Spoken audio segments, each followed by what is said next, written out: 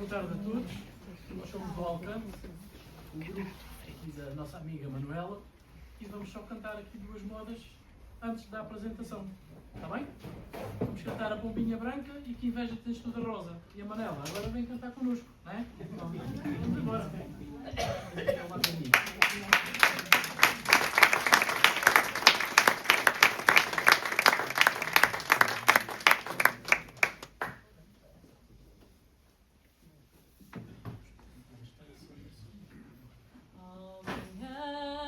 Pombinha branca, já não vais beber a vala por causa de ti, Pombinha, já meu amor me não fala.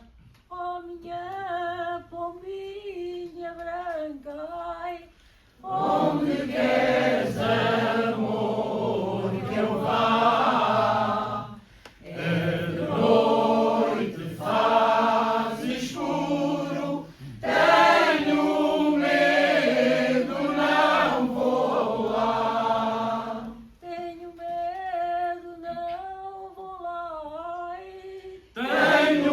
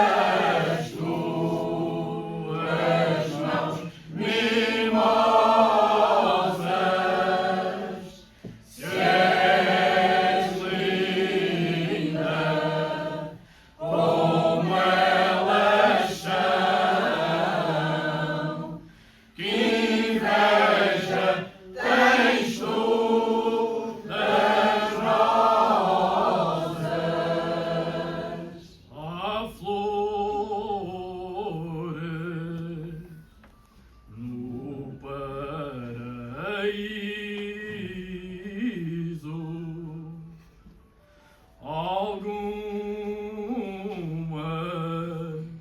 são primor. Ai, quem me dera ter juízo só para ter amor.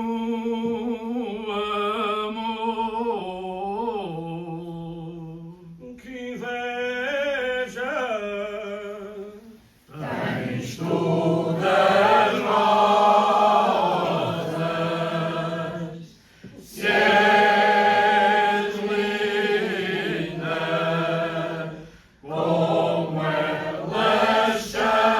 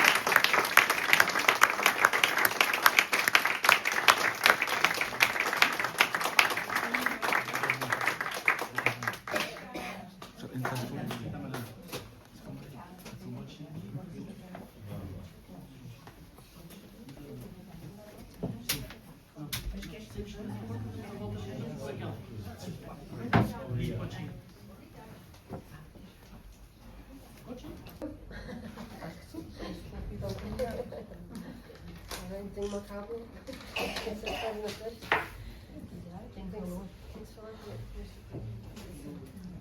Bruno, quem é?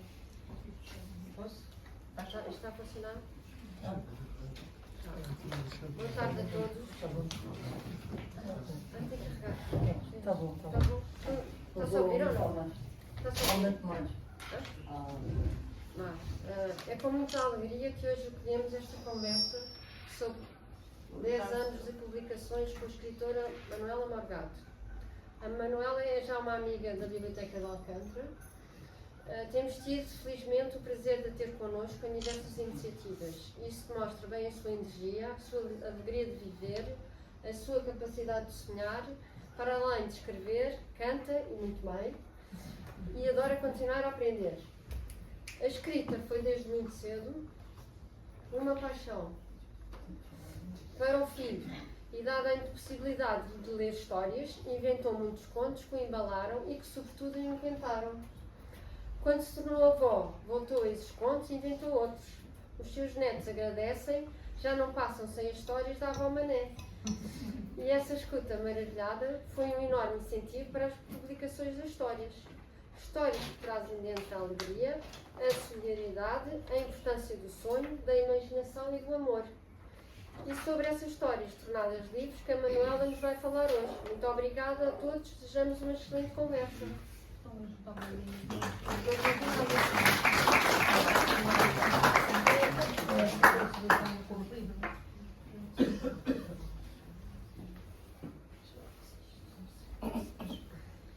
Ora, muito boa tarde. Agradeço imenso. Está ligado? Hoje, falar. Boa tarde. Estão-me a ouvir? Está bem. Agradeço imenso a todos a vossa presença, que me faz muito feliz. Agradeço também à Biblioteca de Alcântara, José Dias Coelho, porque desde o primeiro momento fui aqui acolhida com um carinho muito especial. Aqui estou, porque este ano estou a fazer 10 anos de publicações. O meu primeiro livro foi publicado em junho de 2015 e por isso resolvi fazer uma retrospectiva de todos os meus livros, também de algumas poesias que estão publicadas, porque eu não publico poesias, mas antes disso vou dar aqui a palavra ao editor dos meus 2 últimos livros para ele dizer umas palavrinhas, está bem? Faz favor, tem a palavra. Obrigado. João Maria Lopes, que eu conheço desde os meus 15 anos e somos muito amigos. Olá, boa tarde a todos. Muito obrigado por estarem connosco, muito obrigado à Biblioteca por nos acolher entre amigos. E, bem, eu, na qualidade de editor, de fazedor do livro, isto é a história com o António Manela, é um bocadinho diferente daquilo que é comum quando a gente constrói um livro técnico e profissionalmente. Isto é uma questão de amizade, é uma questão de cabeça, e este último até teve uma história engraçada, porque ela telefonou-me com o ar mais calmo deste mundo. Estava eu fora de Lisboa e disse-me: ó João, tenho aqui um livro que está pronto, mas eu preciso de fazer como fizeste o outro. E eu fui ouvindo a história pensando que era tudo normalinho. E ela voltou a falar e disse-me: há aqui um pequenino pormenor, é porque isto está pronto daqui a 3 semanas, tem que ser apresentado numa feira do livro em Beja. Eu fiquei um bocadinho fiquei para o mundo, porque não sabia o que havia de fazer, mas de facto ela mandou umas coisas e eventualmente, porque nas coisas que faço com a tal Manela acontece sempre isto, eu fico quase impulsionado por aquilo que é a cabeça dela nestas coisas. E ponho mais vezes um bocado no papel dela. Eu admiro de uma forma gigante o trabalho que ela consegue desenvolver, a criatividade que ela tem e, sobretudo, a persistência que ela põe nas coisas que faz, envolvendo tanto nós, enquanto construímos a coisa, como as pessoas depois veem aquele livro na mão. E fico sempre maravilhado porque ela consegue fazer com as capacidades, algumas capacidades que não tem, diz-nos com o ar mais tranquilo do mundo, que bonito que isto ficou. E eu fico completamente retido com isto. Bom, depois a parte técnica que vos quero contar é porque o livro já tinha ilustrações feitas, eu recebi as ilustrações e recebi os contos. E para poder editar um livro tenho que minimamente conhecer aquilo que o autor escreveu. E foi o que fiz, e eu só conseguia ver a tal Manela sentada numa cadeira com os netos lá à volta e a contar-lhe a história. Portanto, o que ela tinha escrito surtia efeito, era para isto que ela tinha escrito. E de facto, pronto, correu bem, acabámos por transformar. Eu podia aqui dizer mais coisas sobre o livro.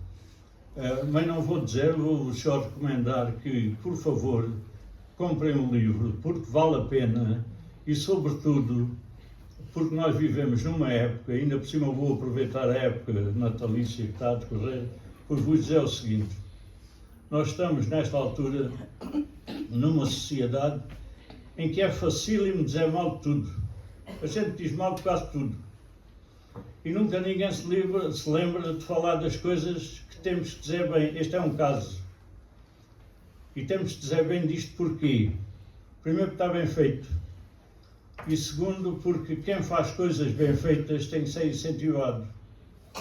E a tal Manela, não sei se precisa de ser incentivada mais, mas eu acho que toda a gente gosta de incentivos e quem merece deve tê-los, porque ela leva a construir uma obra. Ela há de escrever ainda muitos livros, há de ir fazer ainda muitas coisas e eu cá estarei para ajudar se for o caso disso. Muito obrigado a todos e olhem bem para o livro, vale a pena. Muito obrigado.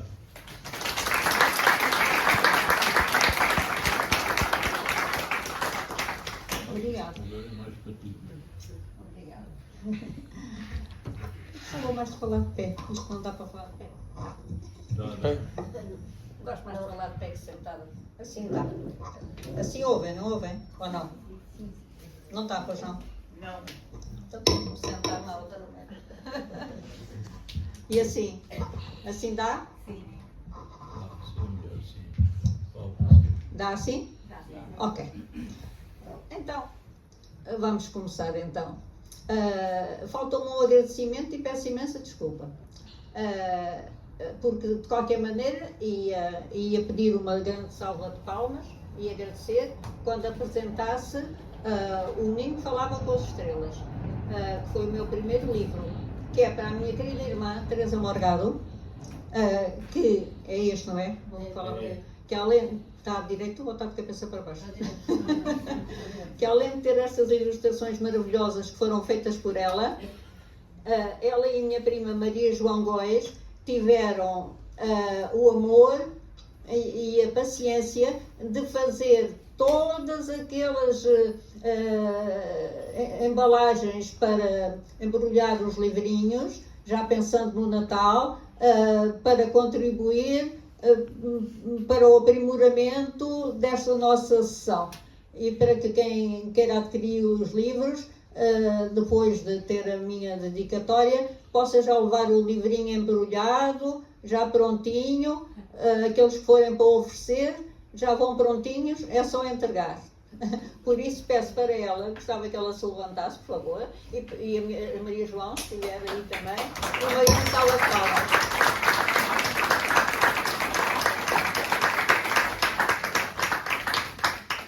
E agora vamos então falar um bocadinho.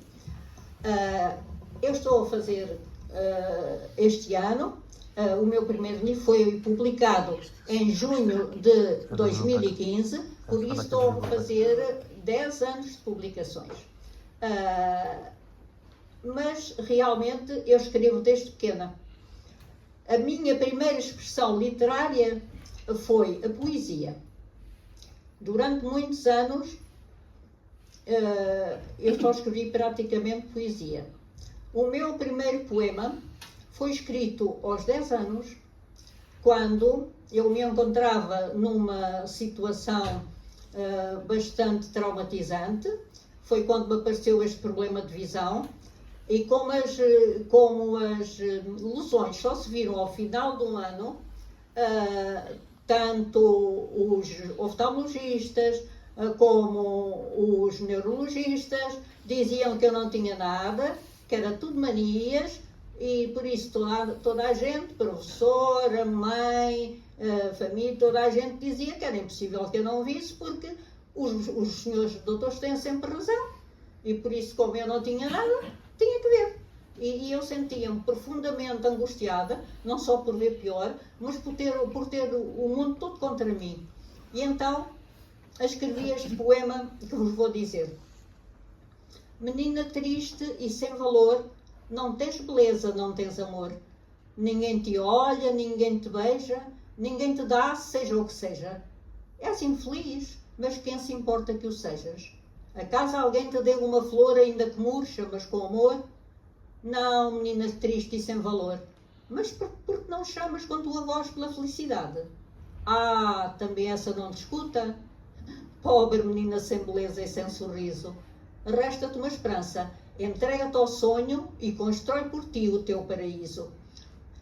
E nestas duas últimas frases, entrega-te ao sonho e constrói por ti o teu paraíso, foi não só a minha salvação, de sair desse buraco escuro onde me encontrava, como me indicou a rota a seguir durante toda a minha vida. Não há nada mais importante que sonhar, entregar-se aos sonhos para os poder concretizar. E foi assim que depois, passados uns 6 meses, a doença foi finalmente diagnosticada, E a partir daí pronto, já viram que era verdade, já tive o apoio de toda a gente. Tenho aqui colegas de liceu e de escola primária, tenho aqui uma que é de liceu e ainda da escola primária, que pode dizer, pode constatar, afirmar a veracidade do que vou dizer. A partir daí a minha vida voltou ao normal. Os meus pais a partir daí tiveram, e a minha irmã e os meus amigos, as minhas colegas, todos uma maneira de aceitar e de me ver completamente uma pessoa normalíssima, como todas as outras que são normovisuais. Tiveram uma conduta impecável e eu entrei nessa altura para o liceu e tive até ao meu 7º ano do liceu em Beja e lá vivi dos momentos mais felizes de toda a minha vida. Este foi o meu começo. A partir daí escrevi montes de poesias que não sei onde estão, digo-vos, porque tinha um caderninho como os que se usava no liceu para as disciplinas, que eu lembro-me tão bem, forrei com um papel prateado com florinhas e era o meu livro de poemas, onde fui escrevendo os poemas. Depois, a partir de uma certa idade, deixei de conseguir ler os poemas que escrevia e não sei o que fiz ao livro. Na mudança para Lisboa, o livro desapareceu. Por isso, há muitos, lembro-me deste primeiro poema de cabeça, há muitos poemas que ficaram perdidos. Agora que tenho computador, sim, que os tenho escritos.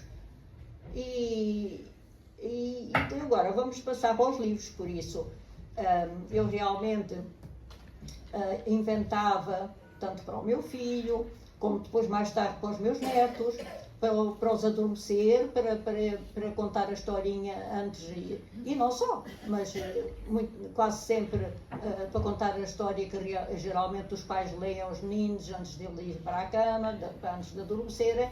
Eu, como não tinha maneira de ler, inventava contos, mas não escrevia, inventava-os. E só que às vezes trocava uma palavra e era apanhada, porque eles lembravam-se e diziam logo, não era essa palavra que tu disseste ontem. Mas eu não escrevi nenhum desses livros. Não, nenhum foi escrito, era tudo memória.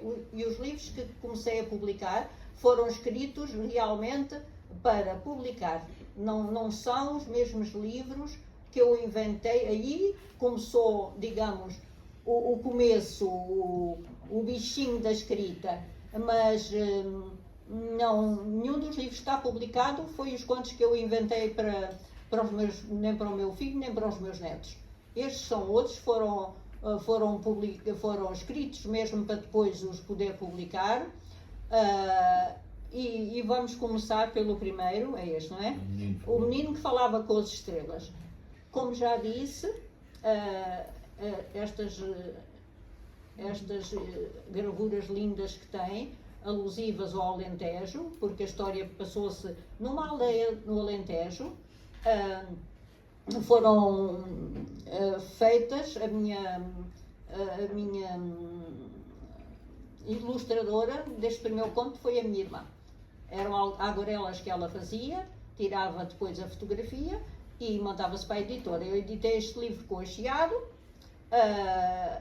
E vou-vos resumir em poucas palavras que livro é este. Este livro é um livro que eu considero um hino ao amor, ao carinho dos relacionamentos, à ternura dos laços familiares.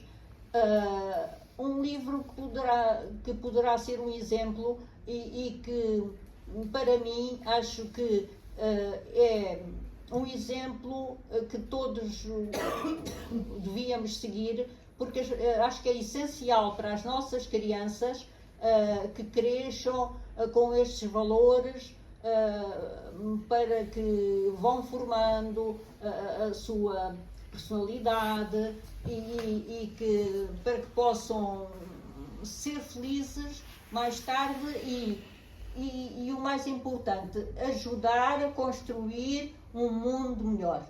Porque se as nossas crianças, por isso eu não escrevo nenhum livro que não seja a passar mensagens que eu considero que ajudam as crianças a tomar atitudes corretas no meu ponto de vista. E hoje em dia penso que todos os escritores de literatura infantil têm esse cuidado, porque considero que, a par das escolas e da família, nós, escritores de literatura infantil, somos temos de ter muita responsabilidade ao escrever, porque já lá vai o tempo em que se escrevia como a Agata Borralheira e a Branca de Neve, que vinha ao príncipe e que dava um beijo, nada disso. Hoje em dia a conversa é outra, os miúdos nem gostariam desse tipo de contos, e nada disso lhes faz falta. Faz-lhe falta é pôr os pés na terra e crescer, para que sejam mais tarde seres iluminados em todos os aspectos, altruístas, que ajudem realmente a formar um mundo melhor. Neste livro temos o personagem principal, é o Tomé, um menino que, apesar de ter apenas 6 anos, era uma criança nitidamente virtuosa. Ele doava-se à família de uma maneira incondicional, ajudando os pais, ajudando os irmãos mais novos, que ele tinha 2 irmãos gêmeos mais novos, sempre com um amor, com um carinho, com uma gratidão. Ele era uma família pobre, mas ele tinha uma gratidão enorme por as mais pequeninas coisas que os pais lhe pudessem dar. Há aqui também outra parte que eu considero importante, é que há uma parte do livro em que há uma permuta intergeracional que foi muito benéfica para ambas as partes. É outro cuidado que eu tenho nos meus livros também. Tenho 2 livros que falam nisso, este e o que lancei ultimamente, que é que desde pequenas as crianças tenham o respeito e o sentido de dever de ajudar os mais idosos, sobretudo aqueles que vivem sozinhos. Não me quero alongar muito mais sobre o livro. Depois, quem já o tem, já o leu de certeza, e há aqui muita gente que já o tem. Quem não tem, se quiser adquirir, lerá o resto, porque não vou dizer um livro todo. Por isso, este foi o meu primeiro livro, O Menino que Falava com as Estrelas. Ora, vamos passar para o segundo. Segundo, Os Contos da Avó Mané. É o da Formiga Cigarra. Este foi editado com o Chiado. Este livro foi editado com a Luz da Razão. É um livro um bocadinho diferente do comum, porque é um livro que eu resolvi escrever todo em verso. Para quê? Para incentivar nas crianças o gosto pela poesia. E não só. O segundo conto deste livro faz com que os meus pequenos leitores, e os grandes também, se lerem o livro, sejam intervenientes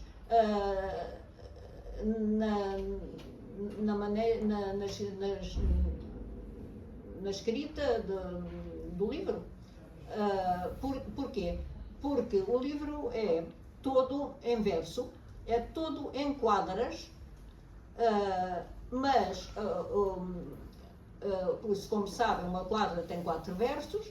O último verso, a última palavra do último verso está com uns pontinhos em aberto, e os meninos terão que preencher essa última palavra, tendo em conta o sentido do resto da quadra, a rima e a métrica. eu acho bastante engraçado, até serve para quem tem mais irmãos, ou com os pais, ou com amigos, fazer quase um jogo. A ver quem acerta mais depressa, não com competição, porque certo tipo de competições, quanto a mim, são erradas, mas não com o sentido de competição, mas com o sentido de ver qual é o mais rápido, desde que não seja mesmo com aquele estilo de competição, eu é que ganhei, não sei o quê, mas que consegue-se fazer até com este conto um jogo engraçado entre várias crianças ou até com os pais. Depois, o primeiro conto dele é também em verso e é sobre o corpo humano. E eu achei que era uma boa ideia ter uma maneira lúdica e engraçada de ensinar às crianças estou a falar de todos os nossos órgãos, daquilo que é a sua função e da necessidade de que todos cumpram a sua função e que sejam harmoniosos uns com os outros, que haja harmonia para que o corpo tenha saúde. Então, o que é que eu fiz? Posso mostrar aqui. Aqui tem o quê? Tem os desenhos do fígado e desses. Tem aqui? Tem os desenhos do fígado e dos órgãos, não? Mais para trás. Mais para trás? Ela aqui? Não. Então é o primeiro conto. Só ser mais para a frente. Tem mais para Pois, trás. deve ser. Não é mais para trás. Aqui? Aqui? Aí. O fígado está por trás. Sim, o fígado. Aqui. Quem diz o fígado, estão a ver. Por isso, o que é que eu fiz? Eu transformei cada órgão do nosso corpo num personagens que falam, que sentem, que protestam, que competem uns com os outros, porque acho que é uma maneira engraçada das crianças aprenderem os nossos órgãos e para que servem, mas sempre com o cuidado de que o corpo que os órgãos não sejam vistos como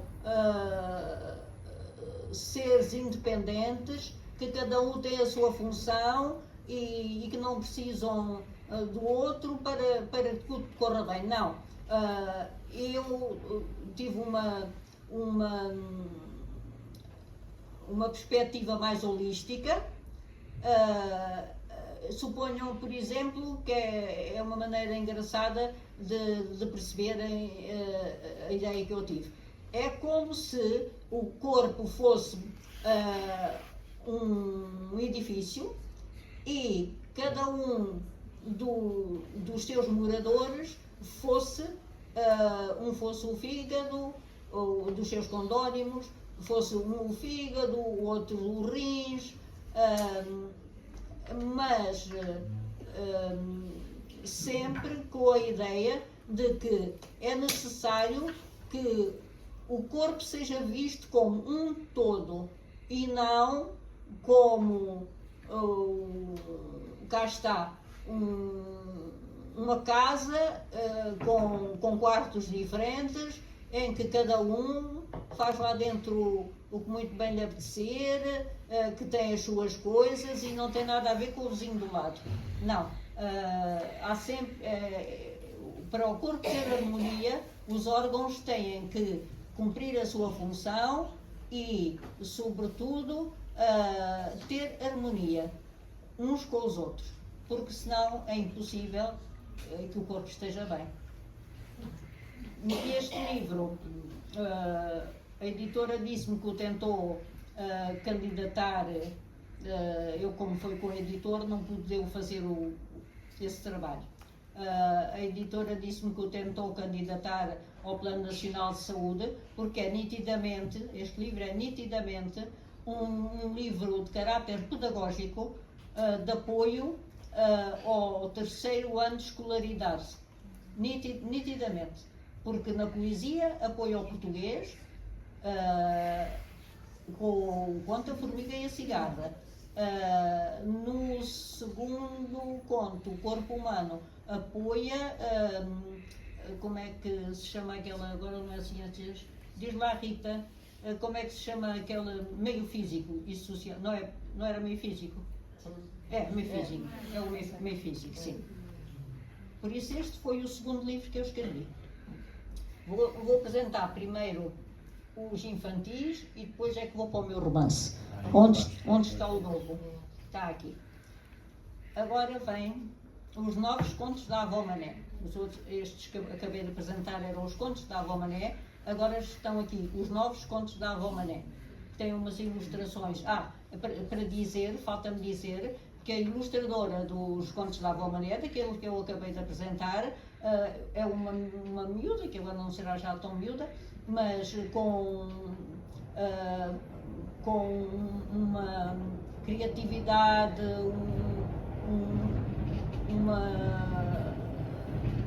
uma ilustradora 5 estrelas. Chama-se Maria Carneiro Giraldes. Ela não pode estar presente, mas é uma ilustradora belíssima. Ela e trabalhámos muito bem, uma com a outra sempre. Ela pedia-me que eu a orientasse, eu descrevia-lhe conforme o texto, como é que eu gostaria que ela fizesse as ilustrações, e ela mandava a ilustração. Os meus olhos eram a minha irmã é que dava o verdito se realmente as coisas estavam bem, se achava que um pormenor não estava, explicava-me, não é? Aliás, a minha irmã faz isso comigo e eu devo-lhe isso. Contudo, agora, quando a minha neta patina, quando há alguma coisa que a minha nora, a Sofia, manda para ela por WhatsApp filmes de patinagem e de outras coisas, como sabe que eu não vejo, a minha irmã descreve-me tão bem as coisas que se projeta uma imagem fiel no meu cérebro. Eu realmente, foi por isso é que eu disse ao João que este livro estava lindo, porque já me foram descritas as imagens, enquanto ela até foi ilustrando o livro, e realmente, como podem ver, tem umas imagens lindíssimas. E depois com a criatividade do João, que realmente arranjou uma maneira aqui pondo um marca d'água na segunda página, com a figura como se estivesse num espelho. Este livro tem umas ilustrações lindíssimas. Mas vamos falar do livro em si. São 2 contos em que, por um lado, o cuidado é sensibilizar as crianças para a problemática das pessoas de idade que vivem em isolamento, e fazer-lhes ver como é tão simples, afinal, como basta um carinho, um bocadinho de companhia, para que essas pessoas virem umas pessoas muito mais felizes e não se sintam sozinhas. Isto, eu tenho experiência própria disto. Aliás, a maior parte das coisas que eu escrevo estão experimentadas por mim já. Eu fui durante 9 anos, e agora não sou neste momento porque as minhas velhotas já morreram as 3. Mas durante 9 anos, a última morreu com 100 anos, eu tive um voluntariado que consistia em ligar para elas todos os dias, não tinha férias, tenho telemóvel. Se não conversava tanto com elas quando estava em férias, conversava um bocadinho menos, mas não era por isso que não lhes ligava. Se estavam doentes, a mesma vez ligava 2 ou 3 vezes a ver como é que estavam. E realmente eu via a alegria que elas tinham a falar comigo ao telefone, e que se tornaram pessoas diferentes. Quando tinha as minhas assistentes, ia visitá-las lá à casa sempre que podia, que tinha tempo, e foi uma experiência muito enriquecedora. para mim foi muito enriquecedora e penso para elas também. E por isso o que escrevi é com a experiência de como não é necessário nada de especial, é preciso ter só amor por essas pessoas, ouvi-las, ajudá-las naquilo que se pode.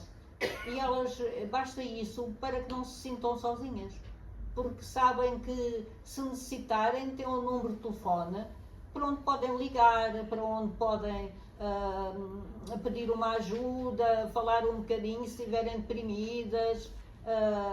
Por isso, o primeiro conto deste livro, que se chama A Magia de Rosadinho, é sobretudo então para sensibilizar as crianças para a problemática das pessoas idosas que vivem em isolamento. O mote comum a estes dois contos é os verdadeiros milagres que o amor pode fazer. O segundo conto também está experimentado por mim, porque as flores na minha casa, eu tenho uma que já foi cortada e há aqui pessoas que sabem, até há uma pessoa que foi ele que me foi cortar 2 vezes a planta. Eu falo com elas todos os dias, faço-lhe festinhas, despeço-me antes de ir para a cama, se vou uns dias para fora, digo, olha, a dona vai sair, mas depois volta, está bem? Faço-lhe umas festinhas. Tenho uma planta que já foi cortada 2 vezes, porque já chegou ao teto 2 vezes. O segundo conto é precisamente um conto que demonstra que o amor, o respeito que devemos ter e a proximidade que devemos ter com os reinos da natureza não é só com o reino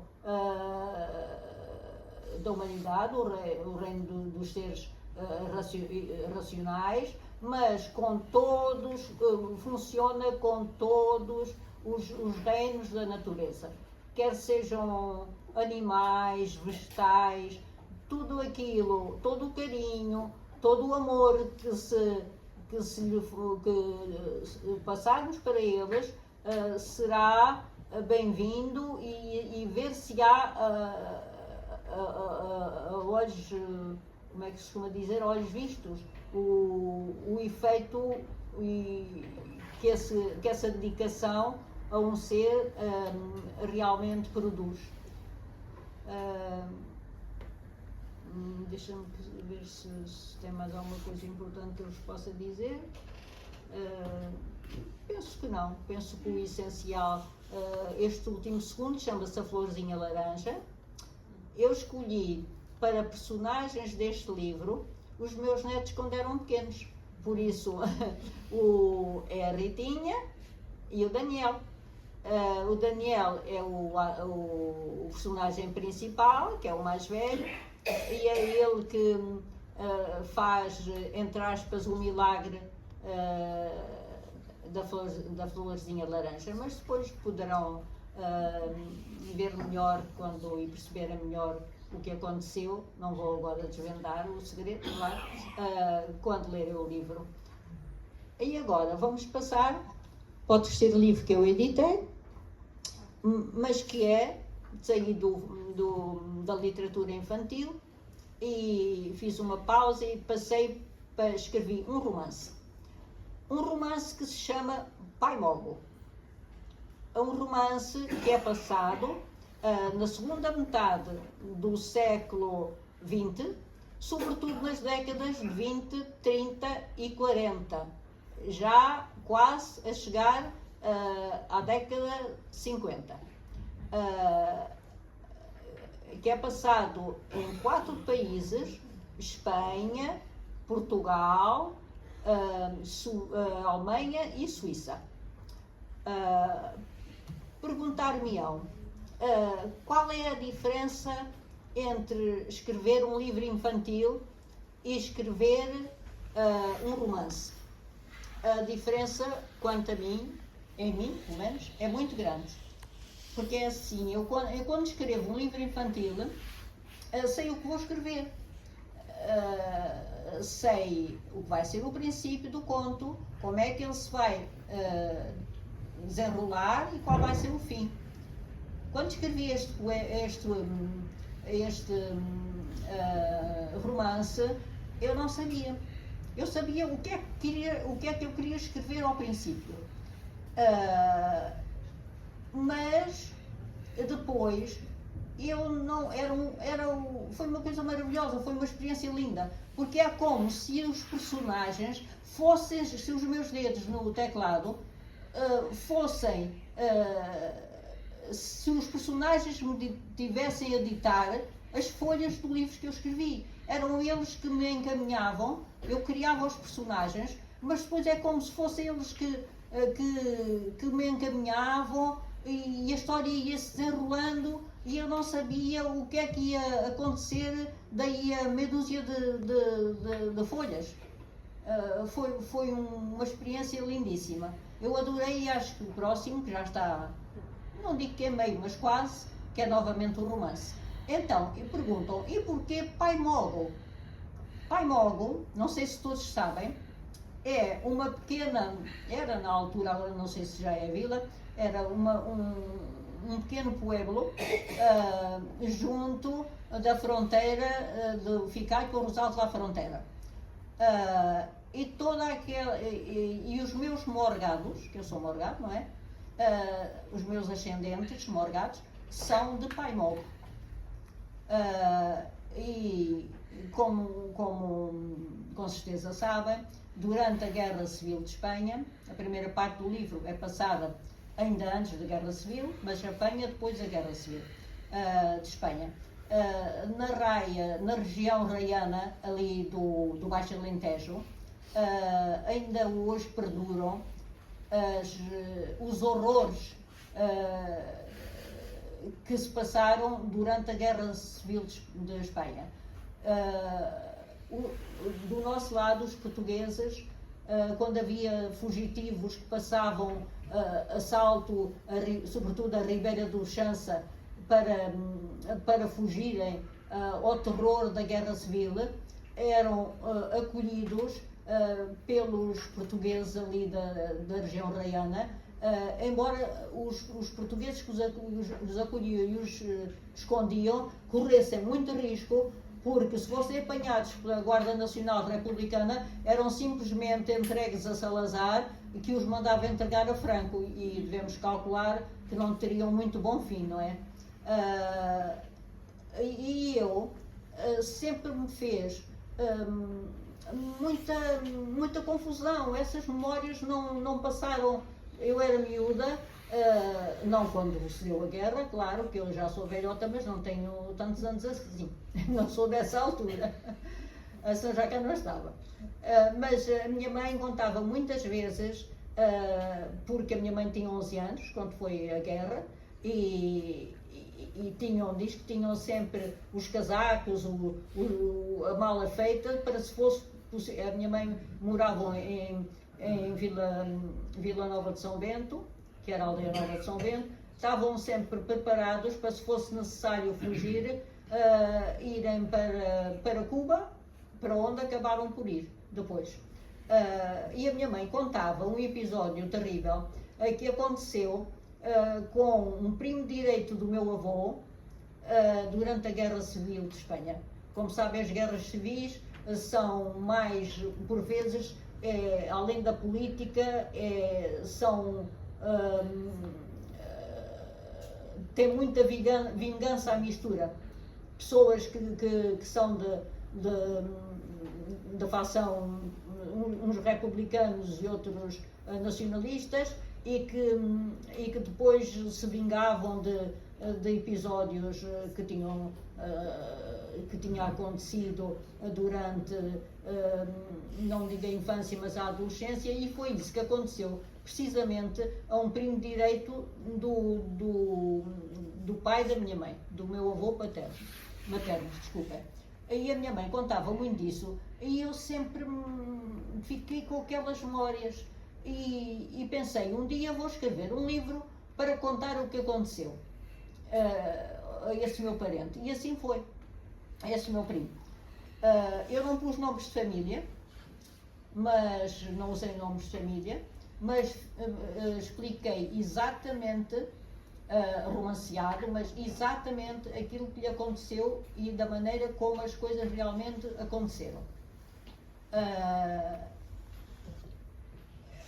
Eu sabia que queria escrever isto e pronto, isto não é um romance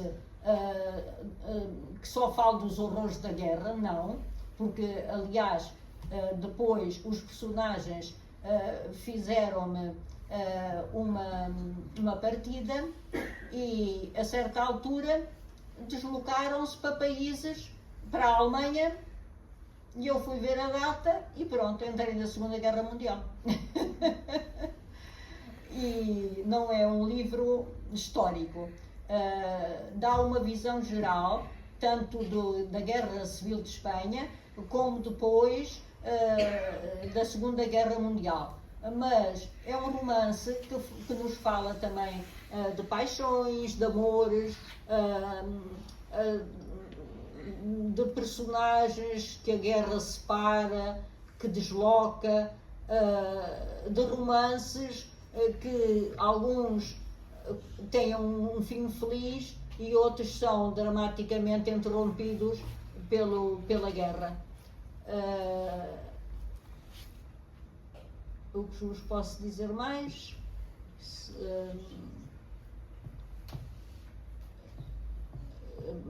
Tem também a descrição,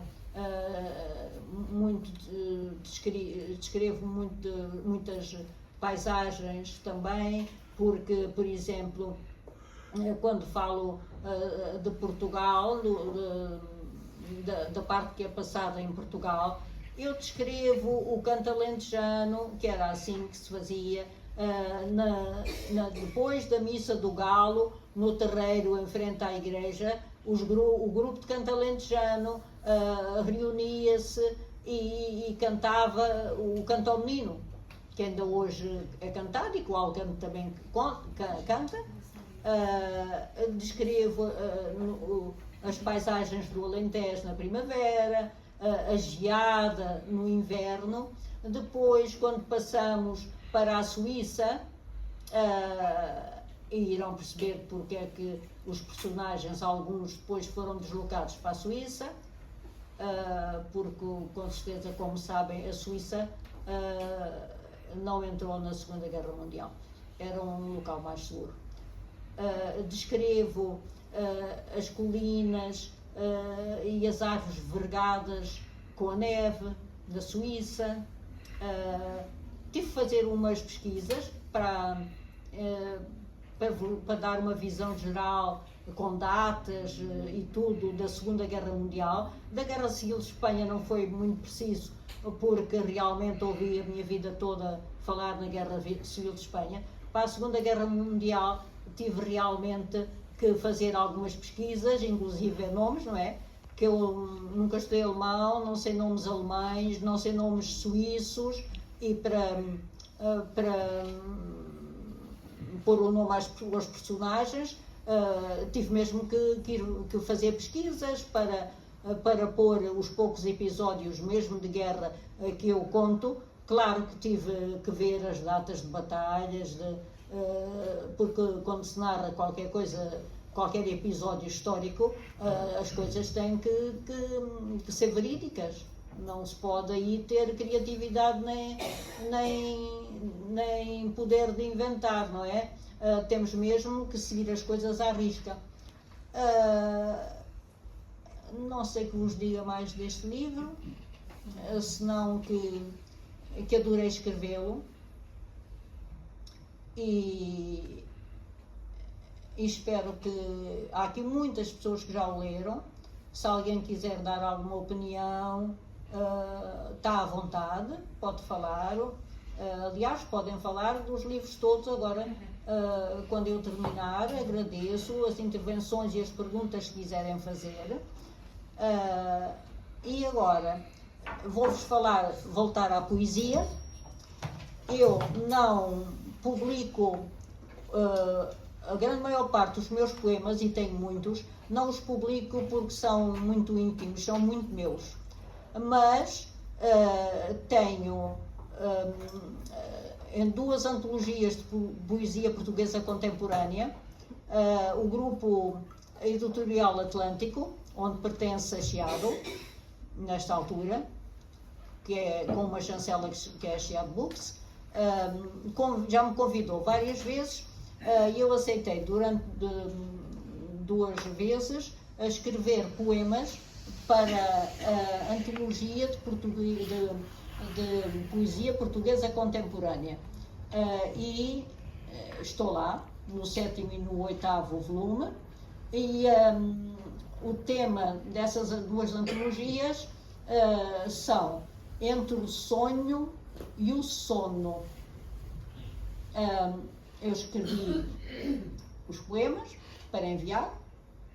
Eu geralmente não ponho nome aos meus poemas, mas digamos que se pusesse o nome, eu vou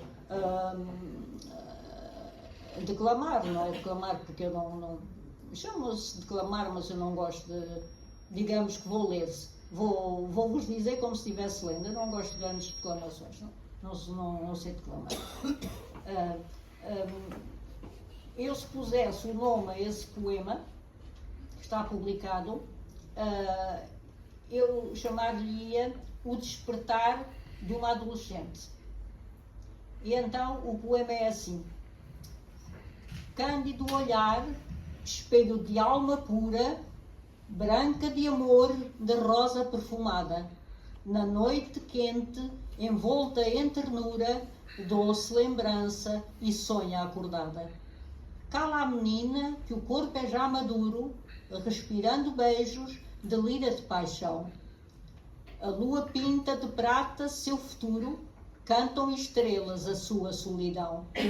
Unem-se as bocas e, louca de prazer, estreita ao braço, o fogo a consome. E sem cuidar, vê rompendo o amanhecer e a sós na noite a menina dorme. E com isto,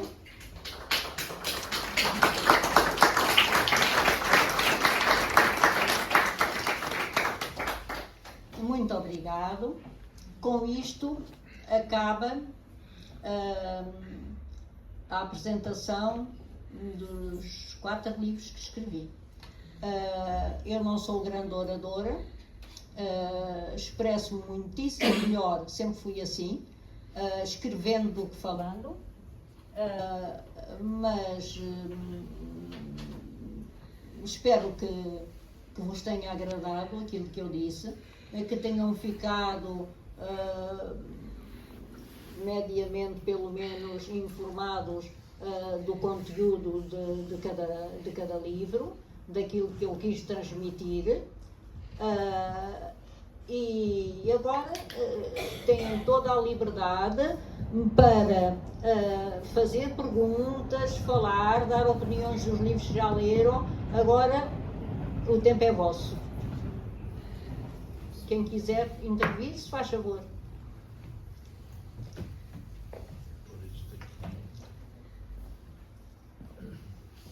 Explicaste também que as pessoas estão mais que informadas. Ninguém quer falar?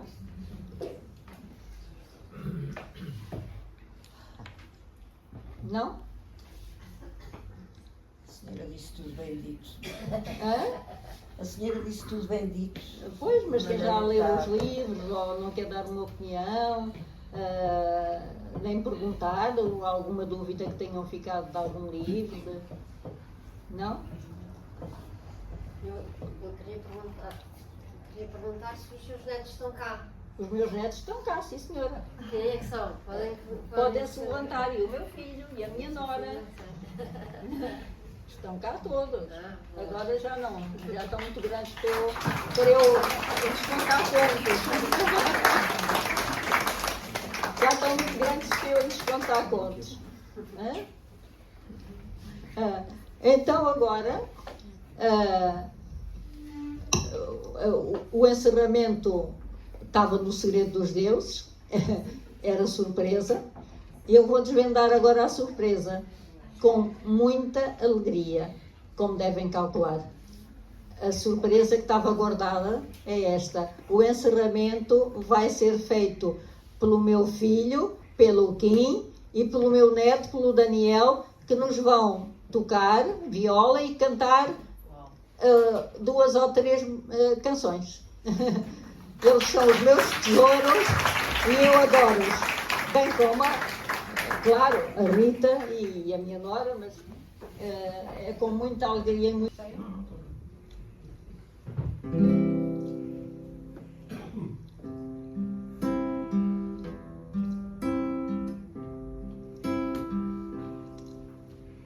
Fui ao jardim, meu amor,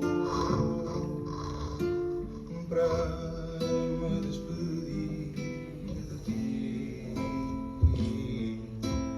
Vou embora e não quero que tu te esqueças de mim. Um dia hei de voltar, seja lá quando isso for. Vou embora e não quero que tu te esqueças de mim. Levo-te no coração, levo-te no meu sentido. Um dia quando eu voltar, hei de me casar contigo. Um dia hei de voltar, seja lá quando isso for. É cá que eu quero ficar, ao pé do meu lindo amor. E ao pé do meu lindo amor, de olhos verdes cor de mar. Seja lá quando isso for, um dia havemos de voltar.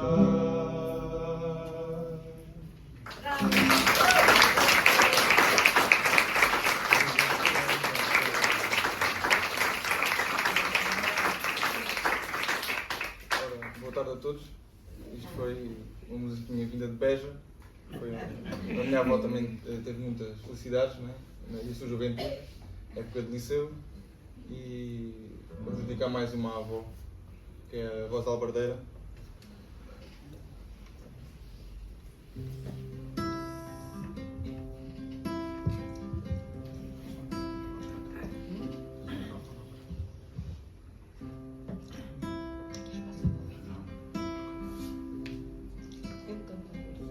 Vi uma rosa albardeira, se eu pudesse colhia, mas disse-me um passarinho, se a colhesse morria, se a colhesse morria,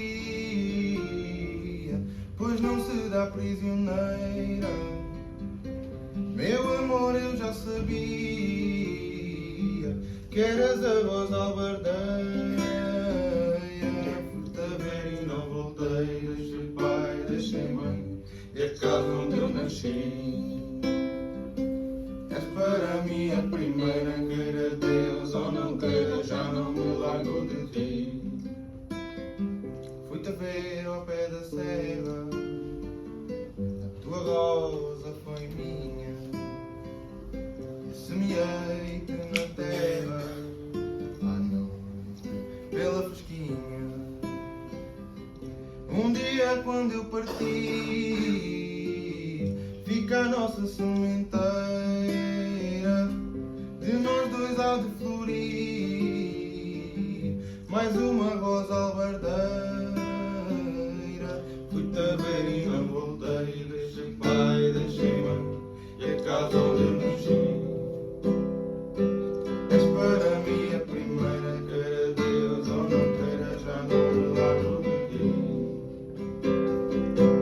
És para mim a primeira, queira Deus ou não queira, já não me largo de ti.